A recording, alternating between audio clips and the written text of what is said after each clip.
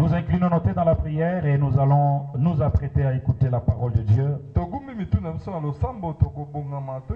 Seigneur, nous voulons écouter ta parole. Ton instrument, le prophète Joe, nous te demandons de le oindre d'une onction fraîche. L'onction fraîche de l'Esprit. Seigneur, qu'il parle comme annonçant tes oracles.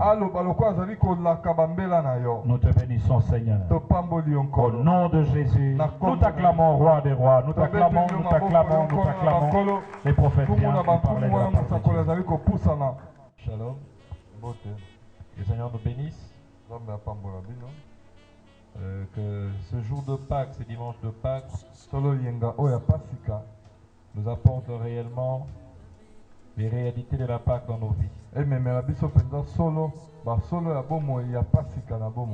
Comme le pasteur le dit, un autre nous l'avons déjà fêté.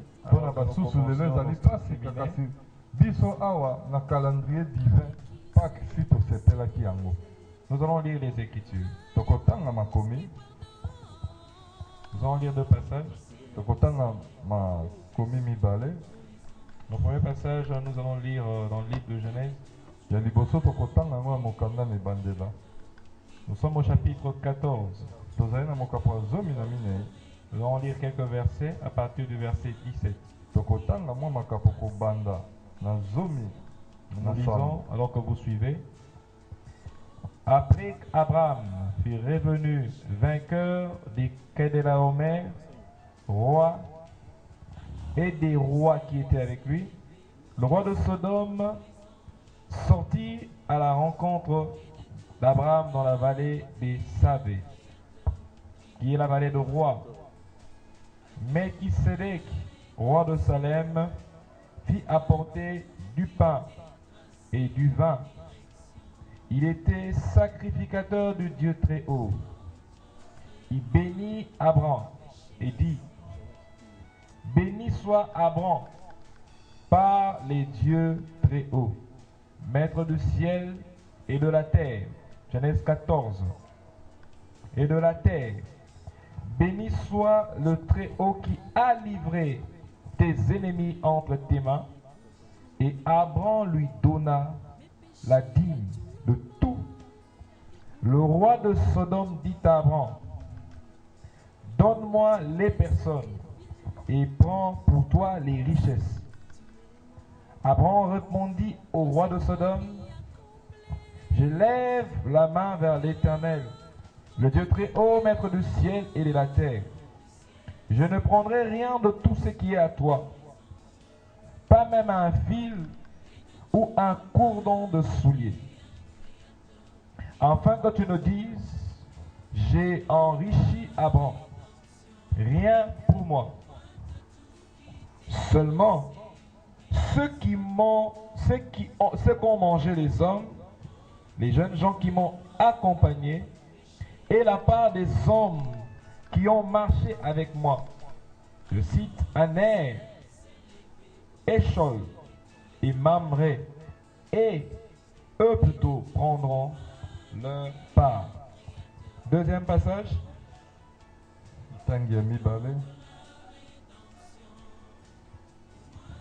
Nous sommes dans le livre de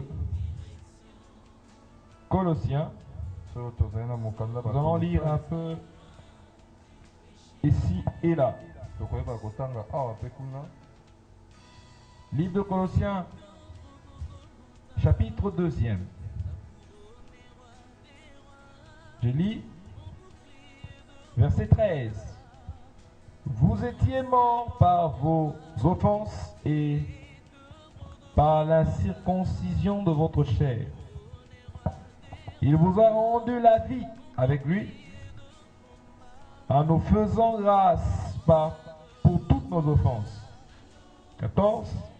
Il a effacé l'acte dont les ordonnances nous condamnaient et qui subsistait contre nous. Il a détruit en le clouant à la croix. Il a dépouillé les dominations, les autorités et les a livrées publiquement en spectacle, en triomphant d'elle par la croix. Nous revenons, Genèse 12. Nous terminons, c'est le passage que le prophète a introduit avec notre pensée de toute notre semaine pascale. Et nous allons lire à partir de Genèse 12, nous lirons quelques versets, selon que nous allons nous citer ici pour que nous puissions être orientés.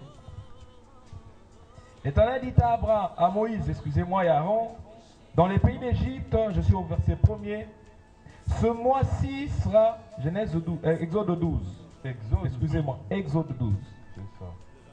L'Éternel dit à Moïse et à Aaron, dans le pays d'Égypte, ce mois-ci sera pour vous le premier des mois. Il sera pour vous le premier des mois de l'année.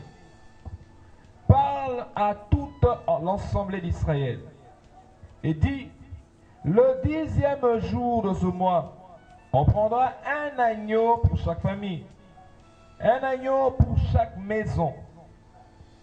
Si dans la maison, il y a peu de gens pour un agneau, on prendra cet agneau avec son plus proche voisin, selon les nombres de personnes que vous compterez pour chaque agneau, d'après ce que chacun pourra manger. Ça sera un agneau sans défaut, mâle, âgé d'1 an. Vous pourrez prendre un agneau ou un chevreau. Nous allons sauter. Je suis au verset 24e. Même chapitre. Nous pouvons lire à la maison. Hein? J'aimerais que vous lisiez afin que chacun comprenne. C'est toute une histoire et c'est tout un enseignement. Comme ça, à chaque année, lorsque nous reviendrons pour notre semaine de Pâques, nous aurons une assemblée qui connaît la pensée des dieux sur la Pâque. Vous observerez cela comme une loi perpétuelle pour vous et vos enfants à perpétuité. Quand vous serez entrés dans le pays de la promesse que je jurais de donner à vos pères, vous observerez cet usage sacré. Et lorsque vos enfants vous diront, que signifie pour nous cet usage? Vous répondrez, c'est le sacrifice de la Pâque en l'honneur de l'Éternel, qui a passé par-dessus les maisons des enfants d'Israël en Égypte. Je répète, c'est le sacrifice de la Pâque en l'honneur de l'Éternel qui a passé par-dessus les maisons des enfants d'Israël en Égypte lorsqu'il frappa l'Égypte et qu'il sauva nos maisons. Qu'il sauva nos maisons. Le peuple s'inclina et se prosterna. Et les enfants d'Israël s'en allèrent et firent ce que l'Éternel avait ordonné à Moïse et à Aaron. Et ils firent tous ainsi. Père, nous te bénissons pour ta parole. Nous prions, Seigneur, que ton esprit nous aide. Comme des simples canals, Seigneur, nous venons nous donner. Seigneur, comme une cymbale qui est en train de donner la musique selon le joueur, Seigneur, qui est en train de jouer. Seigneur, sois le joueur qui joue à la harpe, afin de donner ta pensée prophétique pour ton peuple en ce dimanche. Seigneur, nourris les cœurs, étanche les soifs, illumine les cœurs et les esprits, redonne force aux fatigués. Seigneur Père, débarrasse de toute forme de fardeau et de joug. Seigneur, fais que nous puissions accéder à ce que tu dis de nous. Nous te promettons de te rendre tout l'honneur. Nous te rendons toute la gloire. Nous libérons le ministère de tes saints anges. Nous libérons la puissance du ciel ce matin par le Saint-Esprit. Saint-Esprit, nous t'implorons de descendre. Selon que tu veux le faire. Élève le nom de Jésus. Élève le trône du Christ ressuscité. Je soumets tout esprit présent devant l'obéissance, devant l'autorité de notre Seigneur Jésus de Nazareth ressuscité. Reçois encore une fois de plus notre reconnaissance. Au nom de Jésus. Ainsi nous avons prié. Amen. Amen. Est-ce qu'on peut acclamer pour la parole de Dieu? Amen. Amen. Amen. Amen. Nous parlerons ce matin d'un autre sous-thème. Toujours dans la pensée. Le sous-thème que nous voulons exploiter avec vous ce matin, nous l'avons intitulé Passer par-dessus. En fait, c'est le symbolisme même et la signification de la parole. Passer par-dessus. Donc tu passes, mais tu passes par-dessus. Les pasteurs étaient en train de nous expliquer pendant toute la semaine. J'ai béni tous les fidèles de ma campagne qui ont assisté du début jusqu'à la fin de ce séminaire. Ils seront là encore pour les 2 jours. Et je vous exhorte tous qui avons manqué quelques jours et faire un gros effort pour ne pas manquer les 2 derniers jours. Au-delà de ce que nous voyons, il y a aussi ce que nous ne voyons pas. Et j'aimerais nous dire que ce que nous ne voyons pas est plus grand que ce que nous avons vu. Et pasteur le disait, avec Dieu, il y a 2 jours qui sont toujours particuliers. Le premier et le dernier avec Dieu. Lisez votre Bible Genèse 1. Comprenez les premiers jours. Aussi les derniers. Vous verrez que les grandes opérations de Dieu pendant la création, au premier et aussi au dernier.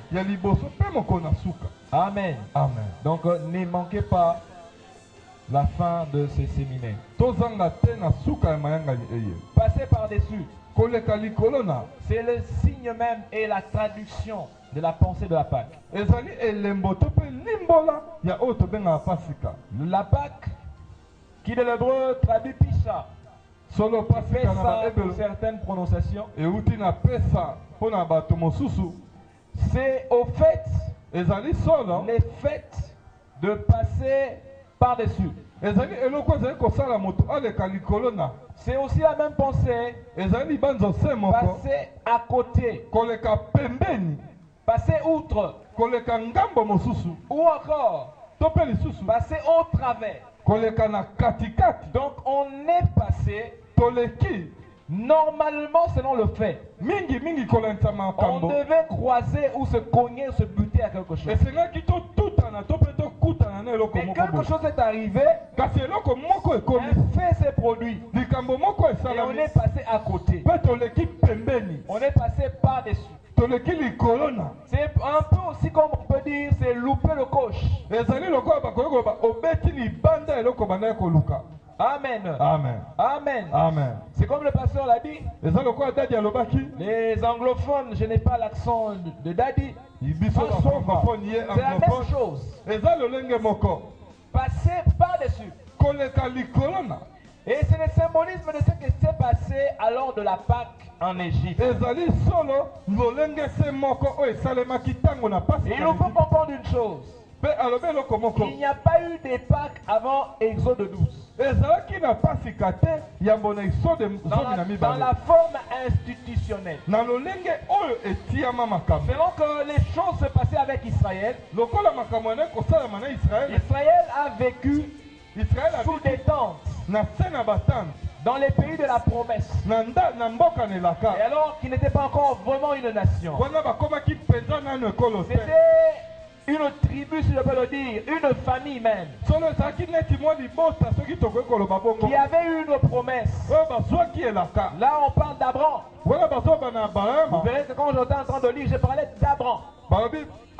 Il y a Abraham et il y a Abraham. C'est Abraham qui a été appelé. C'est Abraham qui a reçu la promesse. C'est après qu'il est devenu Abraham. Il est devenu Abraham après avoir rencontré Melchisedec. Et avant il était Abraham. Il a été sauvé de la patrie de son père. On l'a amené vers une promesse. Une promesse spirituelle qu'il ne voyait pas. Un homme qui n'avait pas d'enfant, qui avait déjà 75 ans. Dieu vient le voir. Il sort de là où il était. Et Dieu est en train de l'amener vers une promesse qu'il ne peut pas voir. Mais avec foi, il saisit la promesse. Et alors Abraham sortit de la maison de son père. Et il s'en alla selon les orientations que Dieu lui avait données. Amen. Amen. Amen. Et lorsque nous lisons déjà l'histoire avec Abraham, qui était d'abord Abraham, nous voyons déjà que c'était le départ de quelque part. Il a fait un déplacement. Il est sorti d'une contrée, d'un territoire, pour aller vers un territoire qui lui avait été promis. Et alors qu'il était en train de faire son chemin, nous voyons ce qui s'est passé. Premièrement, il a rencontré des difficultés avec son neveu.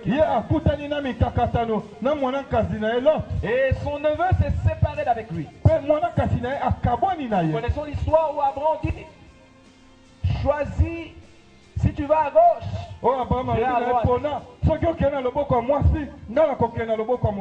Et la Bible dit que Lot leva les yeux, il vit le contrée vers Sodome et Gomorrhe, qui était plein des verdures qui étaient verdoyantes.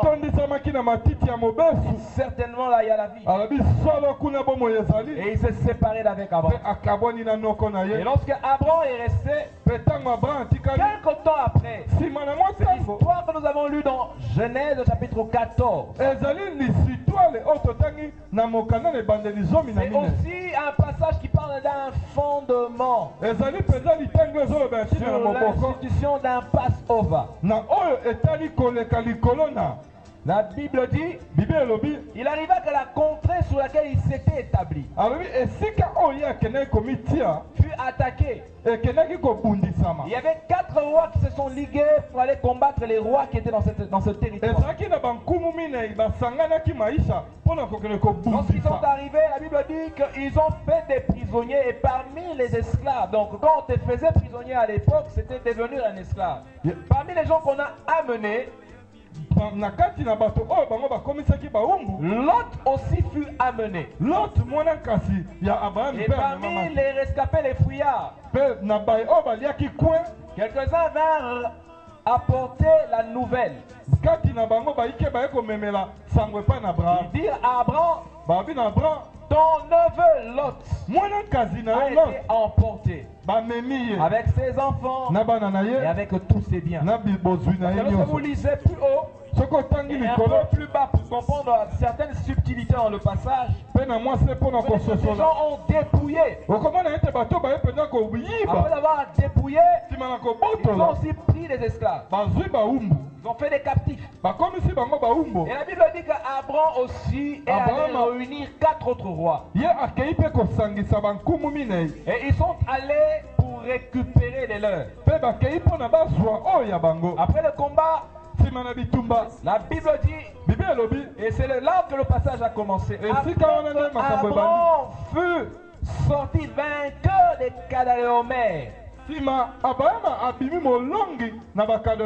que ça commence. Après qu'Abraham ait eu une victoire, la Bible dit alors qu'il rentrait, les rois de Sodome vinrent à sa rencontre. On a combattu 5 rois par 4 rois. Les 4 rois ont battu les 5. Ils les ont écrasés. Mais Abraham, rien qu'avec les hommes qui l'ont accompagné, 3 familles, et les autres jeunes gens qui étaient avec lui dans sa maison et les jeunes gens des autres, et allé contre les 5 rois. Il a combattu, il a remporté la victoire, il a repris les butins, il a repris les hommes, et il est revenu. Et la Bible dit qu'alors qu'il rentrait, les rois de Sodome sont devant Abraham. Alléluia. Amen. Et il dit à Abraham, garde pour toi les richesses et laisse-moi les hommes. Garde les richesses, l'or, l'argent, les habits précieux, tout ce qu'il y a. Tu peux garder. Mais toi, donne-moi seulement les hommes. Et c'est un symbolisme. C'est une pensée qui traduit déjà un esprit d'esclavage, un esprit de limites et de captivité, un esprit de pouvoir assujettir et de vouloir dominer sur le autres. Il ne demande pas les biens, il demande les hommes. Et Abraham lui dit, non, non, non, moi je ne garderai rien de ce qui est à toi. Il faut que toi tu le dises que tu m'avais enrichi. Parce que Abraham était fixé sur ce que Dieu avait dit. Il savait à qui il avait cru et avec qui il marchait. Et la Bible dit, avant que le roi de Sodome n'arrive, Dieu a rencontré Abraham. Amen. Amen. Amen. Amen. C'est que j'aimerais te dire ceci. Que quoi que tu rencontres dans la vie, quoi que tu vives ou que tu traverses comme expérience, que ce soit une expérience douloureuse, que ce soit aussi une race et une victoire, rassure-toi de rencontrer Dieu sur ton chemin. Lorsque Abraham arrive, la première personne qui rencontre Abraham, c'est Melchisedec. C'est Melchisedec qui est le premier à les rencontrer. La plupart lorsque nous lisons les Écritures, en particulier dans ce passage, on voit Melchisedec roi des Salem. Par rapport à ce qui peut signifier son nom. Il est le Seigneur de justice. Il est aussi le roi de paix. Melchisedec, roi de justice, c'est ça la signification. Salem, c'est la ville de paix. Il était le Seigneur de paix. Et lorsque nous lisons, on a tendance à les contextualiser avec un homme naturel. Melchisedec n'est pas un homme naturel. Parce que lorsque vous lisez les Hébreux, on est en train de parler du sacerdoce de Melchisedec. On cite son nom, on dit il n'a ni père ni mère. Il est sans généalogie.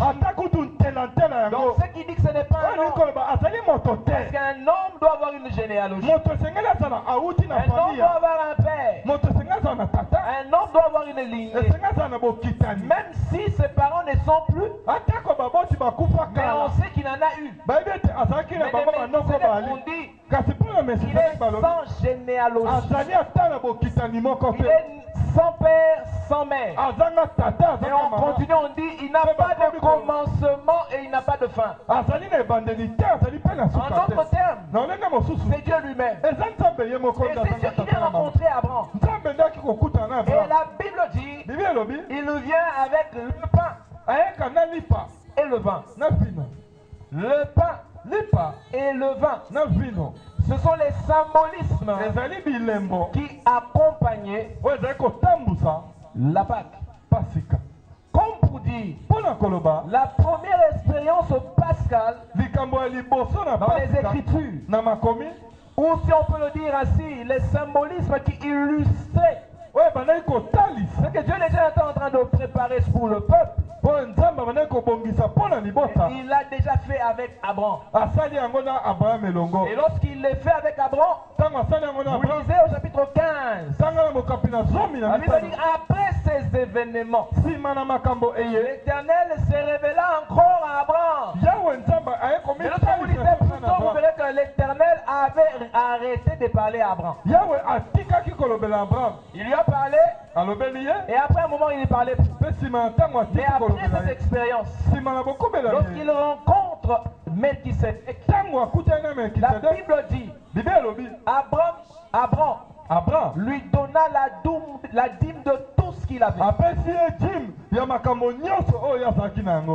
Abraham, selon ce que nous lisons dans les Écritures, c'est la première personne que Dieu ait appelée sur la terre. Après les patriarches Enoch et les autres, il y avait un flou pendant une période, et puis il y a eu l'élection d'Abraham. Comme pour dire, il n'y avait pas de serviteurs de Dieu. Mais lorsque Abraham rencontre celui-ci, Abraham reconnaît qu'il était plus grand que lui. Il prend sa dîme et il la donne à Melchisedec. La Bible dit, lorsque vous lisez toujours dans les Hébreux chapitre 9e, ça contredit.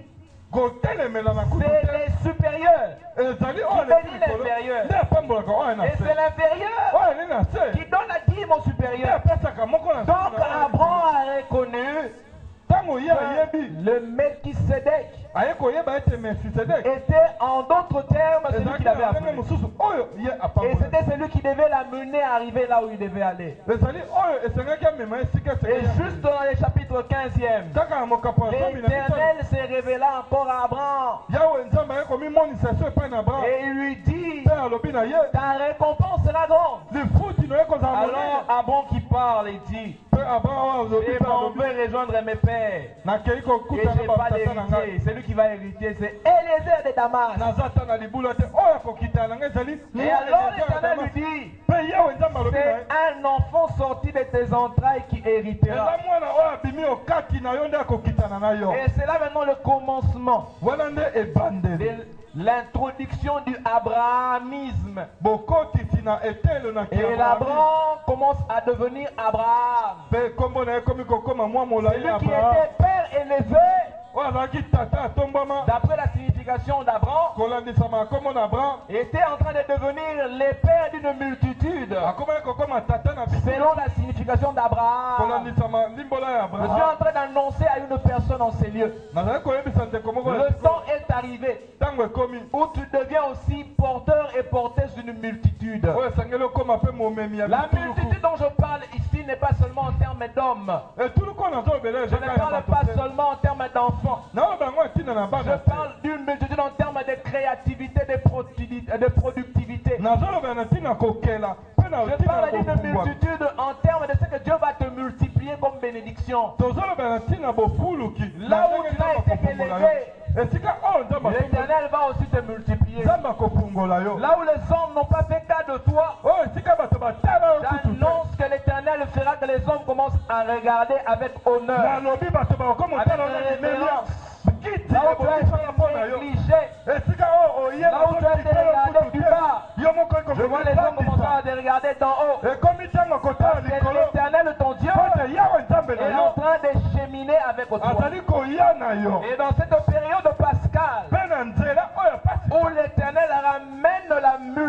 multiplication et la productivité, je prie que l'Éternel produise et qu'il te multiplie. Amen. Amen. Amen. Amen. Lorsque l'on célébrait la Pâque, il y avait des éléments. Lorsqu'on célébrait la Pâque, il y avait toujours, comme le prophète l'a dit, il y avait l'agneau, il y avait le vin, il y avait aussi avec les herbes amères et accompagné des pains. Donc dans la Pâque, on mangeait, on se réjouissait et on commémorait. En d'autres termes, lorsque l'Éternel est en train d'instituer la Pâque dans Genèse, dans Exode 12, la Pâque était la préfiguration de ce qui s'est passé dans la nuit. En fait, les enfants de Dieu qui étaient Israël étaient en train de pouvoir partager ce qui devait être la commémoration des œuvres que le Seigneur allait faire suivre par l'acte qu'ils étaient en train de faire. Alléluia. Amen. Alléluia. Amen. Dans la semaine, nous avons parlé simplement des petites choses que nous avons brièvement passé dessus. Nous avons expliqué pourquoi on prenait le pain sans le vin. Parce que dans la Pâque, le peuple devait se mettre à part pour Dieu. La Pâque était la période de nos consécrations. C'était un temps solennel où le peuple se mettait à part pour Dieu. La Pâque, c'était le temps où on devait ne pas avoir des mélanges. Parce que les pains levés étaient un pain mélangé. Nous avons expliqué le levain dans la semaine. Le levain était une partie d'une pâte antérieurement faite. On dit que la petite pâte était laissée pour être fermentée. Et le résultat, lorsqu'elle était mêlée à la nouvelle pâte, de faire lever la pâte. Et c'est ce qu'on appelle les levures. Les levures, ce sont des microbes au fait, qu'on met dans notre pain pour permettre au pain de lever. Et le pain qui est naturellement levé est plus facile à manger. Et le pain sans levain, qui était un symbolisme d'un pain qui était lourd. Mais c'était aussi le symbolisme d'une pureté. C'était le symbolisme d'un non mélangé. Donc le peuple se mettait à part, ne se mélangeait pas. Il ne se laissait pas distraire. Il ne se laissait pas emporter et perdre dans les pensées. Afin de pouvoir s'éloigner de Dieu pendant la période de la célébration. Nous avons dit que les herbes amères étaient un symbolisme que Dieu avait donné au peuple, afin qu'en mangeant ces herbes pendant la Pâque, que le peuple puisse revenir au souvenir de la douleur de l'Égypte, de l'amertume du cœur pendant l'Égypte. Ça rappelait la souffrance de l'Égypte. Parce que l'amertume dans la bouche était un peu difficile à supporter. Mais pour que c'était un symbolisme qui ramenait le peuple à ne pas oublier d'où il a été tiré. Ne pas oublier que le Seigneur l'avait sauvé. Et le Seigneur lui a épargné la souffrance de l'Égypte. Et on a dit aussi qu'à cela était accompagné l'agneau. L'agneau qui était choisi. L'agneau qui était recherché. Parce qu'on recherchait l'agneau. Vous savez, un peuple pasteur, c'est un peuple qui avait beaucoup de brebis. Il y avait un grand troupeau. Et l'Éternel exigeait que l'on prenne un agneau. Maintenant, et qui était sans défaut. Et selon l'usage, c'était des agneaux, pas seulement les défauts physiques, mais qui n'avaient pas de taches. Donc, un agneau qui devait être tout blanc. Et selon les rites, les Israélites entraient comme ça dans la bergerie. Et ils prenaient du temps pour chercher. Des fois, ça pouvait prendre des jours s'il y avait beaucoup d'animaux. Et l'usage était que celui qui trouvait l'image de ce qui était demandé, il le tenait, il le levait, il criait Tétélestai, qui voulait dire que je l'ai trouvé. Et la recherche pouvait s'arrêter pour une famille. Et on pouvait, comme le prophète nous l'avait expliqué, aller l'attacher à l'attente du moment de l'immoler. Mais l'agneau avait une préparation particulière. La Bible dit que l'agneau ne devait pas être bouilli. On ne faisait pas des sauces. Mais la Bible dit l'agneau devait être rôti en entier. Et on le mangeait rôti. Et on le mangeait bien cuit. On le mangeait avec sa tête et les jambes. Et aussi les entrailles. On le mangeait totalement. On ne laissait rien. Et la Bible avait prévu que s'il en restait quelque chose jusqu'au matin, cela devait être brûlé. Et la Bible dit que aucun des os de l'animal ne devait être rompu ou cassé. Et la préparation disait, par rapport à la Pâque, on mangeait la Pâque entre les deux soirs. Et j'ai toujours dit que la Pâque, selon le contexte biblique, est un symbolisme mystérieux que Dieu a donné afin de symboliser la victoire de la nuit en Égypte. Et aussi une victoire sur la nuit. Parce que la Bible dit on célébrait entre les deux soirs. Entre les deux soirs. Nous ne sommes pas sans savoir que les temps selon les Hébraïques étaient divisés en différentes veilles. Les Hébreux avaient deux veilles de nuit. On disait la première veille de la nuit et la seconde veille de la nuit. Les Hébreux avaient aussi la première partie de la journée et la deuxième partie de la journée. Donc, entre les deux soirs, c'était minuit. Et on prenait soin de pouvoir le préparer. Et lorsque était la première veille, c'est à ce moment-là qu'on commençait à préparer. À la première veille, on commence à préparer l'agneau pascal. Et on prenait toute l'attention et on était en train de préparer. Et comme nous l'avions souligné, la Pâque s'est préparée par les hommes. Ce sont les hommes qui préparaient la Pâque. Et comme le prophète avait dit, il y avait aussi le vin qui accompagnait. Voilà pourquoi en ce jour-là, Jésus avait une coupe de vin, il avait aussi du pain sans le vin. Alors qu'en Égypte, on a mangé un pain physique. On a aussi bu du vin, mais à la Pâque, Jésus-Christ dit ceci est mon corps. Mais il dit aussi ceci est mon sang. Parce que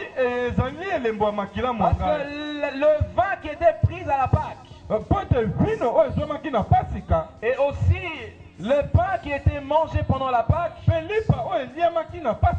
était des symbolismes qui préfiguraient exactement l'œuvre de perfection que Jésus était venu accomplir. Et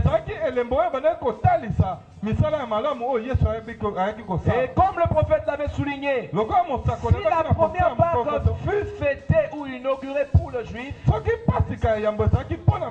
la seconde Pâque qui est celle de l'Église, c'est Jésus-Christ.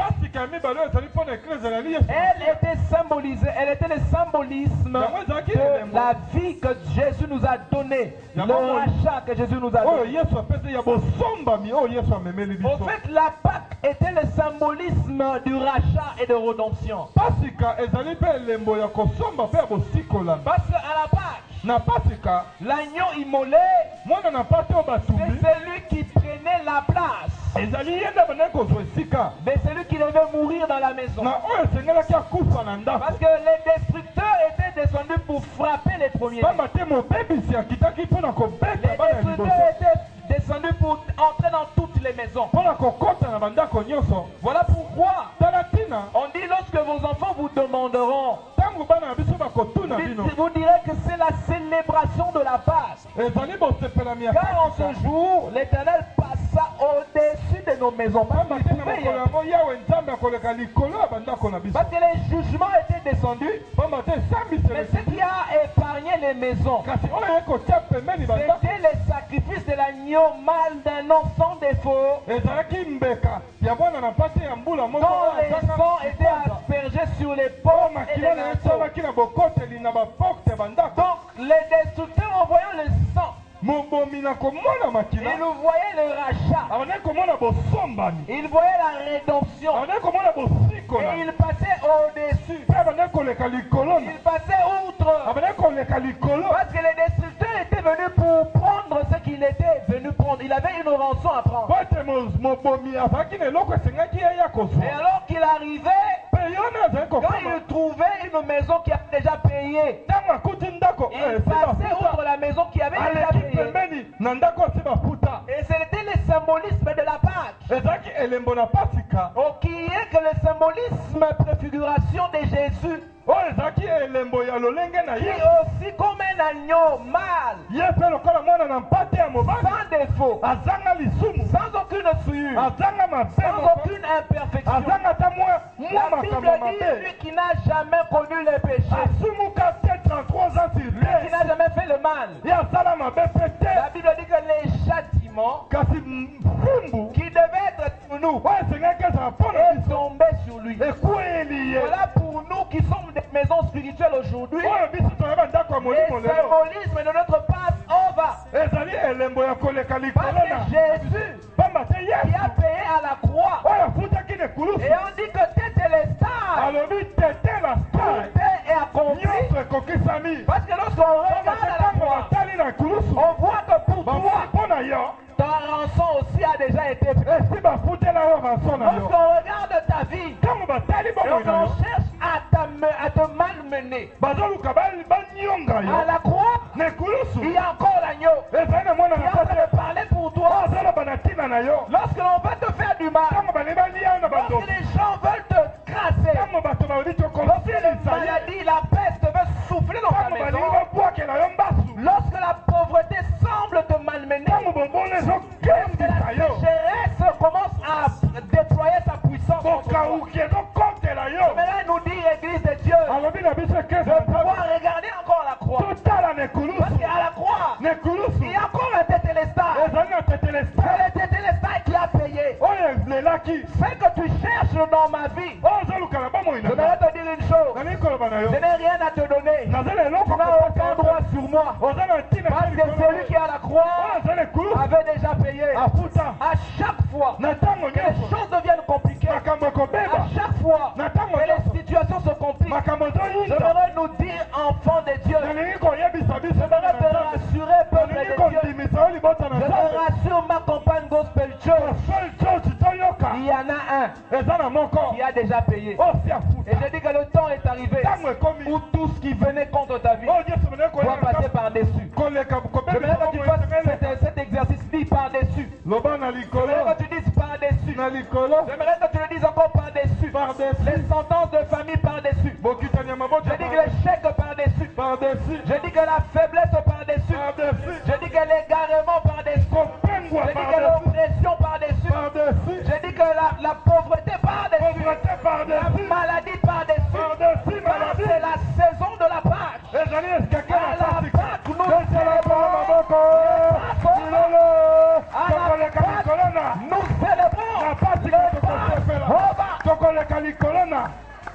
Alléluia. Alléluia. Amen. Alléluia. Amen. L'agneau mâle âgé d'un an sans défaut. Même si j'ai encore des défauts comme le peuple d'Israël. Seigneur, je sais que je ne suis pas parfait. Seigneur, je sais que je ne suis pas encore parfait. Et que tu demandes, je ne l'ai pas encore fait. Mais je sais que là où je suis insuffisant, je sais que là où je suis imparfait, il y a une perfection qui avait déjà été payée. Je sais que là où je n'ai pas d'effort, il y a quelqu'un qui est suffisamment fort, qui a déjà décidé de déployer sa puissance. Je sais que là où je n'ai pas de capacité intellectuelle, mais il y en a un qui a ses capacités, qui a décidé de s'offrir et de me donner la capacité que je manque. Je vais dire à quelqu'un ce matin, je sens une faveur de Dieu encore. Je sens une grâce de Dieu encore. Je sens encore une visitation. Parce que les dieux de la part, c'est les dieux qui viennent donner un recommencement. Les dieux de la part, c'est les dieux qui viennent donner un recommencement. Le prophète l'a dit ici, la Pâque n'était pas célébrée à n'importe quel moment. Mais la Pâque était célébrée pendant les mois où on avait les premiers épis. La Pâque est coïncidée avec l'arrivée des prémices. La Pâque coïncidait avec la renaissance et la floraison. La Pâque était en train de coïncider avec la résurrection de ceux qui se mouraient. Parce que la végétation pendant un moment se meurt. Mais il y a une période de l'année où on voit le bourgeonnement et la régénération. J'aimerais te dire ceci. Nous sommes dans notre période pascale. Nous ne parlons pas des fêtes que nous voyons les gens dans la mandala là. Nous on est en train de parler des spiritualités, des choses spirituelles. Et j'aimerais te dire que dans l'esprit, selon le calendrier et le programme de Dieu, c'est la période de la régénération. C'est la période de la résurrection. C'est la période de renouvellement. C'est la période de relèvement. C'est la période de rétablissement. Je vois l'Éternel introduire une saison de ré dans ta vie. J'aimerais te dire ceci. Tout ce qui était abîmé dans ta vie va rencontrer un ré, une restauration, un renouvellement, une résurrection, une rédimension. Dieu est en train de te tout ce qui était abîmé dans ta vie, Dieu qui est au ciel est en train d'inaugurer une nouvelle saison. Alléluia. Amen. Alléluia. Amen. Mais on est en train d'atterrir. Melchisedec dit, je t'ai amené du pain. Je t'ai amené du vin. Mais c'est exactement ce que Jésus a amené aux 12. Il leur a amené du pain. Il leur a amené du vin. Parce qu'en donnant le vin, qui était le symbolisme du sang, oh, le sang, c'est la vie. La Bible dit, l'âme ou la vie est dans le sang. L'âme, la vie est dans le sang. Et Jésus, lorsqu'il était en train d'inaugurer ces choses, vous savez, lorsque nous lisons les Écritures, comme la plupart d'entre nous, nous sommes venus aussi de certaines cultures déjà chrétiennes. Alors, à l'époque, on n'était pas tous convertis. Et on avait déjà quelques cultures, déjà dans les écoles, c'était ça. Quand nous lisons ces choses, nous les simplifions. Prenons le contexte et le tableau. Le prophète que nous suivons, Papa Léopold, donc on le suit pendant des années. On va au ministère. Dieu l'utilise, il prêche, il parle extraordinairement. Il fait des miracles. Et un jour, alors qu'on célèbre la Pâque, vous avez vu d'abord, on parle du contexte hébraïque. Hein? Mais il y a une Pâque sans agneau. Premièrement, ils sont déjà en dehors. Il dit où célébrons-nous la Pâque? Mais ils n'achètent pas d'agneau. Oh, dans la Pâque, il fallait un agneau âgé d'1 an, sans défaut. Mais ils viennent avec lui, ils entrent aussi. Vous savez, même si on est fanatique, il y a un moment où la raison nous rejoint. Ils étaient fanatiques. Ils s'étaient dit peut-être qu'on n'a pas de moyens. Judas avait tout volé. Peut-être qu'on n'a pas de moyens d'acheter l'agneau. C'est pour cela que nous n'avons pas d'agneau. Mais nous allons quand même célébrer. Comme on disait que le voisin pouvait partager, le voisin pourra nous donner. Donc on trouvera de la nourriture. Les herbes, ce n'était pas trop un problème. Les vins, on l'avait déjà. Les pains étaient là. Et puis Pierre était souvent avec un ravitaillement de pain. Il en avait toujours. Mais quand ils arrivent là sur la table, pas d'agneau. À minuit, pas d'agneau. Mais Jésus qui était le maître, comme je l'ai dit, par fanatisme on peut suivre quelqu'un aveuglement. Mais à un moment donné, la raison nous rejoint. Il prend le pain, il le rompt. Ceci est mon corps. Mangez. Ça c'est pas la sorcellerie. C'est l'histoire ici. Ils prennent. Mais comme on dit les Congolais, na keba keba. On ne sait pas encore où on va. Il prend encore le vin. Ça, c'est mon sang. Buvez. Mais cet homme devient compliqué. Et la Bible dit, c'est pendant cette période que beaucoup ont fui. Vous savez, Jésus avait 12 apôtres. Mais il avait 72. Il avait, dans le contexte de Jésus, il faut lire hein, dans les Écritures. Il y avait le 12 dans le cercle. On parle d'abord, il y avait les 3. Hein, Jean, Jacques, Pierre. Et puis il y avait le 12. Autour de Jésus. Hein. Il y avait le 12. Après les 12, il y avait les 70. Il y avait aussi les 120. Acte chapitre 2, il y avait aussi les 120. Maintenant, lorsqu'on commence à inaugurer la Pâque, les 72, les 70 et les 120 disparaissent. Parce que les choses devenaient compliquées. Ça c'est l'initiation. Mais qui vous a dit que l'initiation c'est la sorcellerie? On peut vous initier au mystère de Dieu. Amen. Les sorciers initient. Mais en fait, ce qu'ils le font, ils n'ont pas commencé. C'est Jésus qui l'a commencé. Lorsqu'ils le prennent, un homme qu'ils ont tué spirituellement, ils prennent une viande. On donne à quelqu'un qui marche et on commence à lui réclamer la vie. Donne-moi ton père, donne-moi ta mère. Mais qu'est-ce qu'il avait mangé? N'est-ce pas qu'il avait mangé un homme? Voilà pourquoi on lui demande un homme.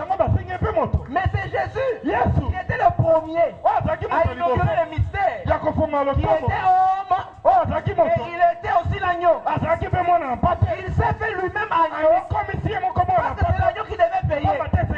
Comme c'est le symbolisme, il prend son corps, il le donne comme pain, il le distribue. Et lorsque vous lisez, ce jour-là, il y avait quelque chose de tonnant. Il y avait 12 hommes. Je parle bien de 12 hommes. Je ne parle pas de 12 enfants. Mais 12 hommes ont mangé un pain. 12 hommes, ils ont mangé un pain. 12 hommes, ils ont bu une seule coupe. Ils n'en ont pas bu 5. Ils n'en ont pas bu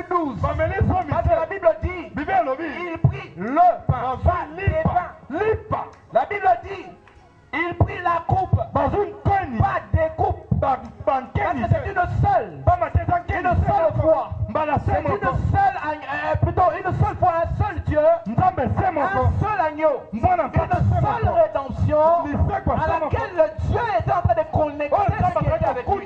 Parce que c'est une seule fois, un seul Dieu qui est monté à la croix afin de nous sauver tous de tout ce qui était comme condamnation, de tout ce qui était comme péché. Et les grands-parents, les arrières-parents, la Bible dit qu'il a effacé l'acte dont les ordonnances condamnées à l'époque de Moïse, le sang couvrait les péchés. La Bible dit on prenait le sang, on entrait dans le tabernacle, on jetait sur le propitiatoire pour que les chérubins qui regardaient là, quand le propitiatoire avait un chérubin qui regardait et un autre qui regardait, qui sont les symbolismes de la protection de la présence de Dieu. Ils voyaient le témoignage du sang qui a été couvert, qui couvre les péchés. C'est celui qui a apporté les sacrifices. Et la Bible dit que c'était au-dessus de l'arche, là où la nuée de la grâce descendait. Mais les choses étant changées, les sacerdoces étant transformés, la Bible dit il y en a un, c'est Jésus. La Bible dit de lui, il n'a pas couvert, mais il a effacé. Il a effacé. Car la Pâque, c'est aussi la période de l'effacement de l'Égypte. Car la Pâque, elle vient effacer l'Égypte et ses réalités. De la même manière que Jésus effaça l'acte dont les ordonnances condamnées. De la même manière que ce jour-là, l'Égypte laissa le peuple aller. L'Égypte pressa les peuples. Lorsqu'il y eut de cris, les Égyptiens pressèrent les peuples. Mais le temps est arrivé où ce qui t'a retenu va te laisser partir. Je dis que le temps est arrivé où ce qui t'a câblé, doit te laisser s'en aller. Parce qu'en cette période où le Seigneur nous a enseigné, nous avons vu, nous avons compris, nous avons entendu que nous avons un Dieu qui a décidé, les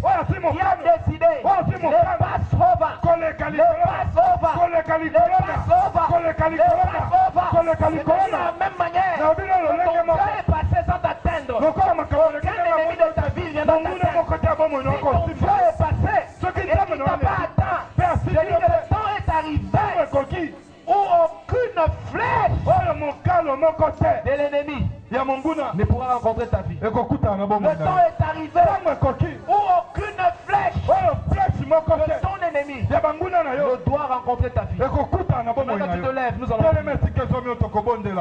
Alléluia. Amen. Oh Ramasete. Yesu. Mamosite rema mama shekara. Yesu Masia. Yosenda raba yokoromo mumo site. Jésus. Mama sheta. Jésus. Oh fidèle, viens nous aider à jouer un son. Oh romo cité. Jésus. Et ramomo sheke. Oh romo sate. Jésus. Uromoshi tumosata.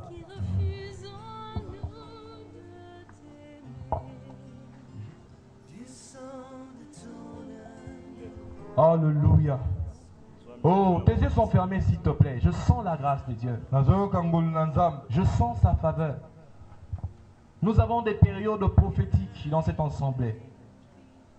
Et l'un des moments les plus solennels, c'est la période pascale que nous sommes en train pratiquement d'achever. Je ne mérite pas que cette période pascale passe outre ta vie. Ce n'est pas la période pascale qui doit passer outre ta vie. Ce ne sont pas les bénédictions de Dieu qui doivent passer outre dans ta vie. Parce qu'à la Pâque, ce qui est passé outre, c'est la destruction.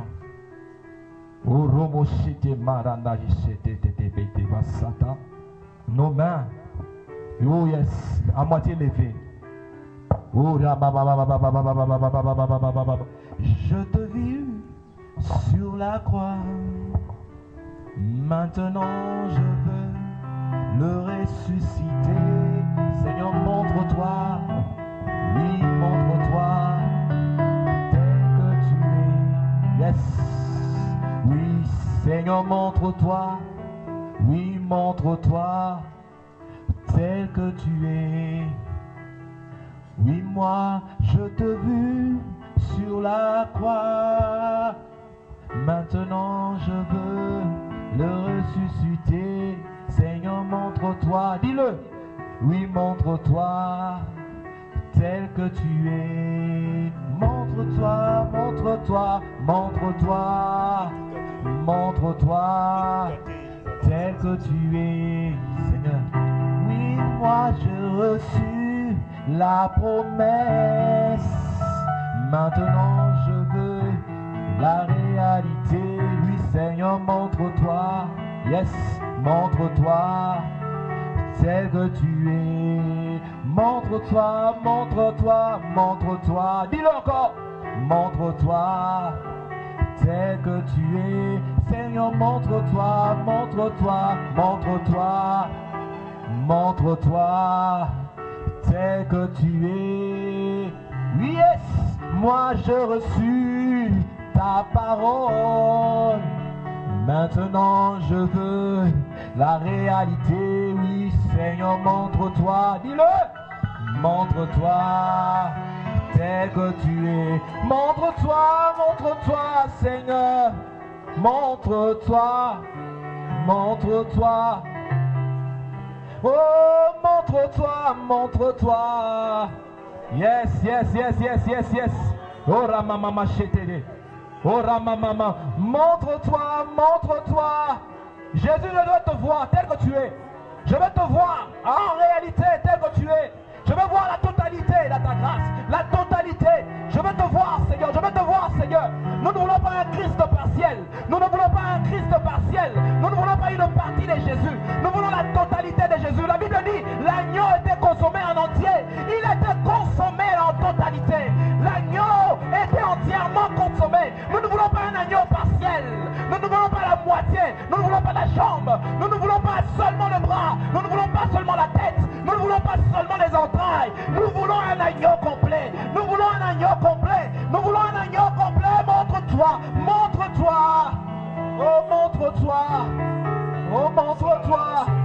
Oh, nalingi osenga agneau na ya mobimba. Senga agneau ya mobimba na pasika oyo. Nalingi omona agneau na ya mobimba. Nalingi osimba agneau na ya mobimba. La totalité de la grâce de Dieu, de la visitation, de la bénédiction de Dieu, du relèvement, de la guérison, de la bénédiction, de la productivité.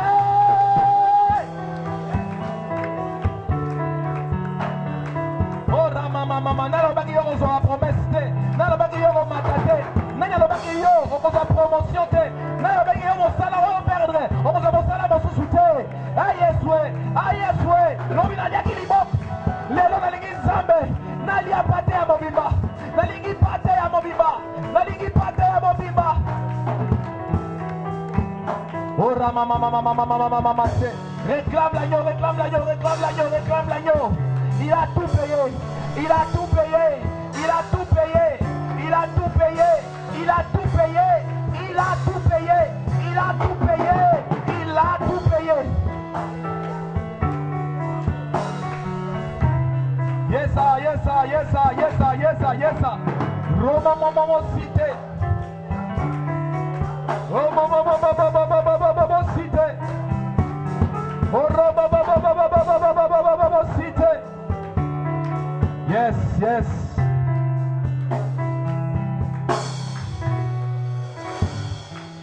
Lorsque l'on prie l'agneau, on immola l'agneau. La Bible dit, après l'avoir immolé à minuit, c'est à minuit qu'on célébrait, c'est à minuit que l'on consommait, comme étant l'inauguration d'un nouveau jour, d'un nouveau cycle. J'aimerais te dire ceci, alors que l'agneau était immolé, le sang était mis sur le linteau. Le sang était mis sur le linteau. Et la Bible dit que nous avons été tous marqués par Jésus. Nous avons été marqués, pas nous serons marqués. La Bible dit il a effacé, pas il effacera. La Bible dit il a dépouillé, pas il dépouillera. La Bible dit par ces meurtrissures nous sommes, pas que nous serons guéris. J'aimerais te dire ceci, de la même manière que Jésus accomplit ces choses, j'aimerais te dire que les réalités doivent s'en suivre dans ta vie. J'aimerais que tu parles maintenant à Dieu. Que partout où les Passover n'étaient pas encore accomplis dans ta vie, que le Seigneur libère un Passover. Je dis que partout où les Passover n'étaient pas encore un accompli dans ta vie, j'aimerais te le dire. Prie le Seigneur. Ton Dieu est présent. Ton Dieu est vivant. Ton Dieu est ici. Il n'est pas loin de toi. Il est ici. Il n'est pas loin de toi. Il est ici. Il n'est pas loin de toi. Prie le Seigneur. Prie le Seigneur. Prie le Seigneur.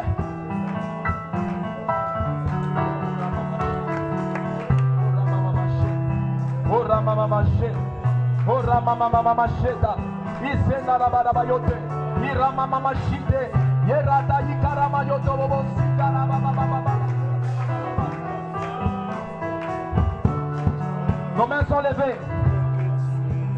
Yes. Nous gardons silence. L'air continue à jouer.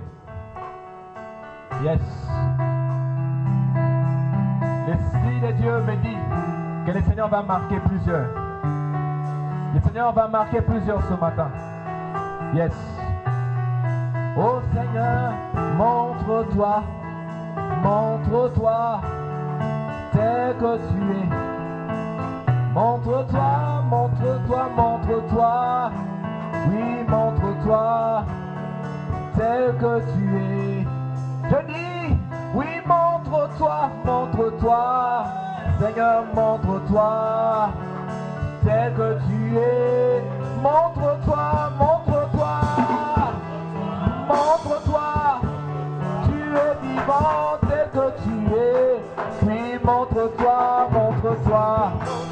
La perfection, tout est accompli. Oui, montre-toi, montre-toi. Montre-toi, montre-toi. J'aimerais te dire que ce que l'Égypte t'a pris n'a pas épuisé les soldes de Dieu pour toi. Je te dis, les années que l'Égypte t'avait pris n'ont pas terminé la grâce de Dieu pour toi. Si à 75 ans, Abraham pouvait sortir d'Ur de Chaldée afin de pouvoir devenir, lui, Abraham, j'aimerais te dire aussi que ton Dieu est vivant. Le Seigneur, notre Dieu, est vivant. Tu vas vivre la grâce de Dieu. Car l'agneau de Dieu que nous consommons, ce n'est pas un agneau pascal qui est partiel, mais nous consommons un Jésus parfait, un Jésus accompli, un Jésus totalitaire, un Jésus qui remplit tout, un Jésus qui consomme toutes choses, un Jésus qui paye toutes choses, un Jésus capable de pouvoir changer la situation de ta vie. J'aimerais prier.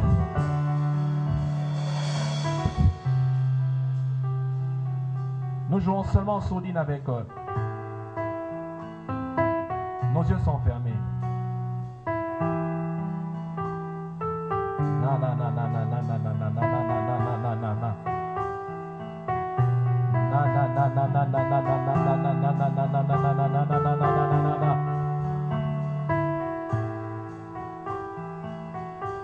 Moi j'ai entendu parler de toi. Maintenant je veux te rencontrer, Seigneur. Montre-toi, montre-toi tel que tu es. Montre-toi, Jésus, montre-toi, montre-toi, montre-toi tel que tu es. Montre-toi, Seigneur de la croix, montre-toi, tout est accompli. Montre-toi, yes, tel que tu es. Montre-toi, Jésus est vivant. Montre-toi, tu es vivant. Montre-toi, yes, tel que tu es. Même s'il y a des choses qui sont pour eux dans ta vie, si Jésus est revenu à la vie, j'aimerais te dire que Jésus ramènera à la vie tout ce qui s'est mouru dans ta vie. Yes, yes, montre-toi. Oui, montre-toi. Yahweh, montre-toi. Oui, tel que tu es. Avec ta force, avec ta puissance. Seigneur, oui, montre-toi. Seigneur, montre-toi. Le Dieu de la Bible. Oui, Seigneur, montre-toi, montre-toi, montre-toi. Montre-toi. Montre-toi.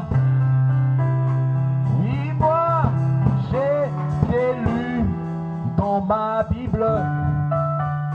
Maintenant je veux palper, Seigneur, montre-toi, montre-toi, montre-toi.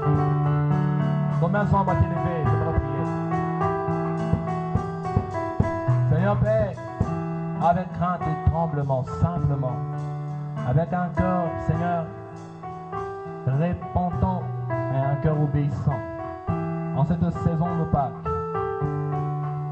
nous avons, ensemble avec toi, Seigneur, transmis une petite pensée à ton peuple selon ton bon vouloir. Seigneur, nous avons été des hommes, peut-être que nous avons été imparfaits, mais nous savons, Seigneur, que l'intention donnée au cœur de ton peuple, tu l'as atteint. Mais de la même manière que tu as parlé dans cette parole, Seigneur, nous prions que les réalités qui sont liées à la saison, les réalités de la moisson, les réalités de la résurrection, les réalités de ta visitation et la délivrance de la rédemption, Seigneur, s'ensuit. Je prie pour toute personne malade. Père, je prie pour toute personne malade. Tu as une douleur quelque part, tu as une maladie, j'aimerais que tu touches là où tu as mal. C'est un endroit que tu ne peux pas toucher, touche ton cœur. Ce n'est pas nous qui allons toucher ta vie, mais nous croyons au ressuscité qui est présent, Seigneur, et qui peut faire au-delà de ce que tu penses et tu espères. Seigneur, nous prions sur cette atmosphère de l'Esprit. Nous prions par le nom puissant de Jésus. Nous prions à cause des réalités de la croix, Père. Que tout malade en ces lieux, Seigneur, soit guéri instantanément. À Esaïe, tu as dit, ta guérison germera avec plein promptitude. Nous prions pour une prompte guérison. Tu dis dans ta parole par Esaïe, aucun habitant parmi mon peuple ne dira je suis malade. Seigneur, nous bannissons de ces lieux et de toutes les vies ici présentes, de toutes les familles ici représentées, toute forme de visitation maladie, au nom puissant de Jésus Père. La Bible dit, à cause du sang, les destructeurs passent outre.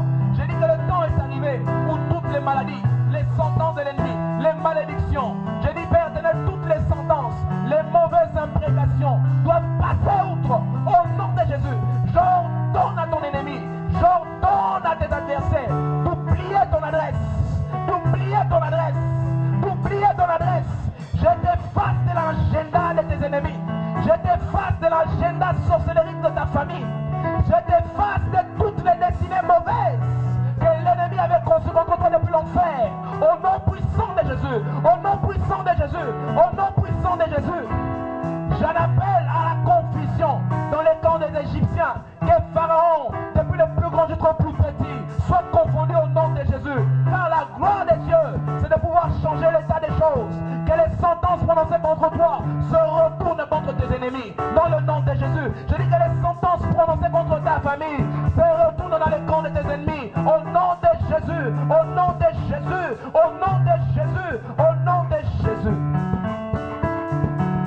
Jésus reçoit l'honneur et la grâce, reçoit la majesté, la reconnaissance de nos cœurs. Sois béni, Seigneur.